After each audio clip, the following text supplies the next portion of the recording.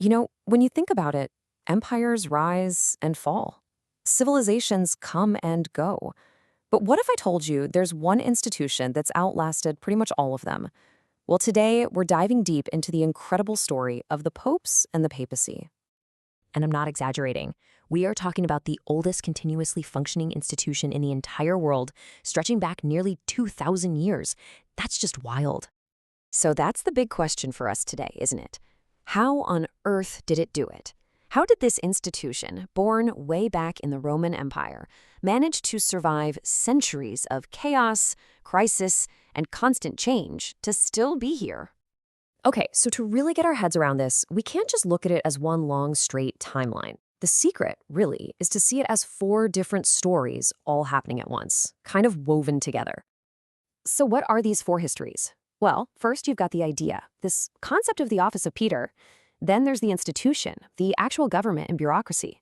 Third, you have the biographies. We're talking over 265 different popes, all with their own stories. And finally, you've got the papacy as a kind of mirror, reflecting the entire history of Western civilization itself. It's a really cool way to frame it. And this gets to a super important point, the difference between the popes and the papacy. You've got the popes, the actual guys, some of them holy, some not so much. Some were brilliant, others incompetent. And then you have the papacy, the institution itself. It's just like separating presidents from the presidency. The person comes and goes, but the office, that's designed to last.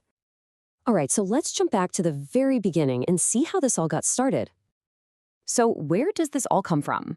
Well, it really boils down to this one single line from the Bible. The whole idea, the foundation for everything, is the belief that Jesus gave his authority directly to Peter, a simple fisherman, calling him the rock on which he would build his church. But man, the journey from that simple idea to a massive institution was anything but smooth. It was incredibly dramatic. I mean, think about it. In less than 500 years, they go from being a persecuted group where their first leader, Peter, is executed in Rome, to suddenly being a legal religion thanks to Emperor Constantine. And then, not long after that, you have Pope Gelasius I turning the tables completely, claiming that the church's authority is actually superior to the king's power. What a reversal! Okay, so now things get really interesting. The Roman Empire starts to crumble, and this forces the papacy into a corner. They have to make a huge strategic decision, one that would literally shape the future of Europe. So you've got the old Roman Empire in the east, Byzantium, but they're not a very reliable partner. There's constant bickering over religious details, and their military help is shaky at best. So the popes make a pivot. They look west, to the new powers rising from the ashes of the empire, and they forge this absolutely critical alliance with a new powerhouse kingdom, the Franks. And this alliance? It was a total game changer.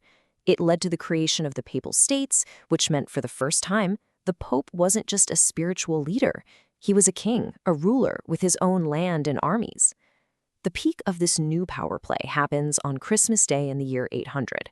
Pope Leo III crowns the Frankish king, Charlemagne, as the new emperor. And just like that, you have a Holy Roman Empire, with the papacy right at the center of European power. But as you can imagine, all this new power comes with complications.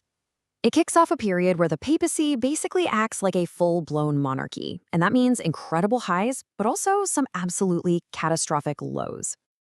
And the contrasts are just stunning. At one moment, you've got the peak of power. Emperor Henry IV, barefoot in the snow, begging Pope Gregory VII for forgiveness. It's an incredible image. But then you have the pit, this period called the Age of Iron, a time of such corruption it was literally nicknamed pornography. It gets so bizarre that one pope actually digs up his dead predecessor and puts the corpse on trial. They called it the Cadaver Synod. And then the ultimate humiliation. A French king's agents capture a living pope. A complete 180 from that scene in the snow. And just when you think it can't get any crazier, you got the Great Schism. This is the ultimate meltdown. For nearly 40 years, you've got two, and at one point, three different guys, all claiming to be the one true pope. Europe is completely split, nobody knows who to follow. It's total chaos. Honestly, a crisis like this should have been the end. But the fact that it survived says so much about the power of the idea of the papacy itself, even when the institution was a complete mess. So, somehow, they pull themselves out of that mess. But what emerges from the ashes of the schism is the Renaissance papacy.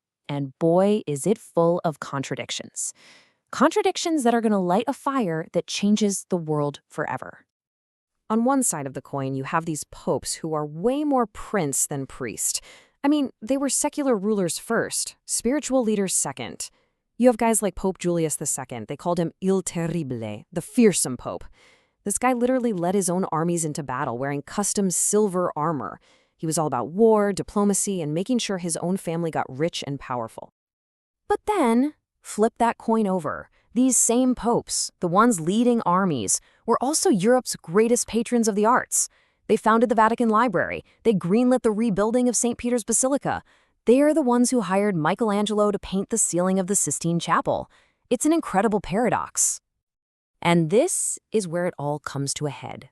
Here's the crazy part. That contradiction, that need to fund all this incredible art and architecture, is what directly sparks the next great crisis. To pay for the new St. Peter's, they start selling indulgences on a massive scale. And that practice is the final straw for a certain German monk named Martin Luther. He nails his 95 Theses to a church door, protesting it all, and boom, you have the beginning of the Protestant Reformation. So, once again, the papacy survives. It weathers the storm of the Reformation. But the world it once presided over is completely broken. That idea of a single, unified Christendom? Gone. Forever. The institution survived, but its authority was fractured, and now it had to adapt all over again. Which brings us right back to our central theme, survival. After navigating 2,000 years of history, surviving collapsing empires, its own internal meltdowns, and revolutionary protests, the question remains, how will this ancient institution face the challenges of the future? It's a fascinating thing to think about.